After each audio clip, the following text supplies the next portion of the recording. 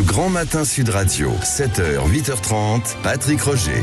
Il est 7h56. J'espère que ce week-end, demain soir, en écoutant Sud Radio, on va encore vivre ça. On est dans la nuit de Twickenham et Penaud va récidiver après une magnifique attaque classique. 7 essais à Twickenham, Daniel. Vous avez entendu, les collègues, François Trio vous a annoncé 7 essais. C'est un massacre, honnêtement, c'est une humiliation sans nom.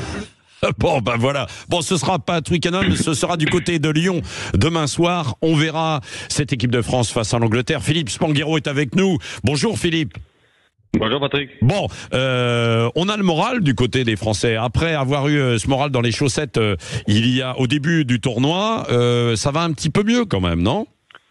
Oui, ça va un petit peu mieux parce que au-delà du résultat, dans le caractère collectif, on était très inquiets. Après ce quart de finale, on ne savait pas trop comment on allait retrouver nos joueurs en ce début de tournoi à destination. Et puis, force est de constater que cette défaite en Coupe du Monde, elle n'était pas évacuée dans les têtes françaises. Et donc, on a mis 3 matchs à se remettre la tête à l'endroit. On verra ce week-end ce qui va se passer et si nos Bleus confirment le renouveau.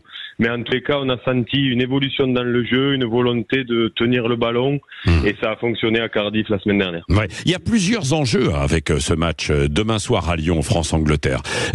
L'enjeu, vous l'avez dit, de voir si l'équipe de France confirme ce renouveau, de voir si, évidemment, cette défaite de Coupe du Monde est vraiment effacée, et peut-être même ensuite, alors c'est infime, mais une victoire, une bonne place dans ce tournoi, quoi. Oui, en tous les cas, clairement, c'est la deuxième place qui se joue entre les Anglais et les Français ce week-end, puisque la première, c'est exclu, où il faudrait un miracle, non ? Les Irlandais peuvent trébucher à domicile contre l'Écosse, mais on n'y croit pas beaucoup, tellement les Irlandais ont surclassé ce tournoi, malgré leur faux pas en Angleterre la semaine dernière. Et c'est vrai que les Anglais se sont, eux, retrouvés avec cette Coupe du Monde. Ils étaient à l'agonie avant cette compétition. On l'a dit l'année dernière, les Français étaient allés gagner à Twickenham avec le score le plus large de l'histoire des confrontation entre Français et Anglais.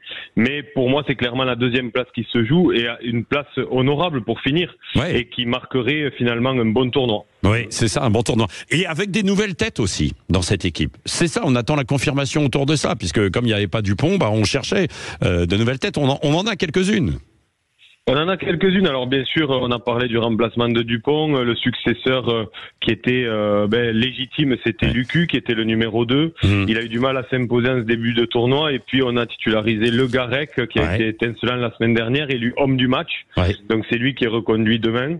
Et puis il y a bien sûr Meafou, la sensation Meafou, le deuxième ligne toulousain qu'on attendait, qui a fait son premier match avec beaucoup de réussite. Et puis sur le banc aussi, Colombe, notamment le joueur du Racing. Donc on a beaucoup d'attentes autour de cette nouvelle génération qui arrive avec beaucoup de fraîcheur. Voilà, c'est ça.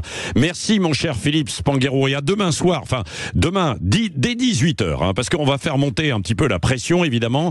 18h à 20h, vous saurez tout avant ce match. Et puis le match en direct avec François Trio et Daniel Herrero et toutes les équipes de Sud Radio mobilisées.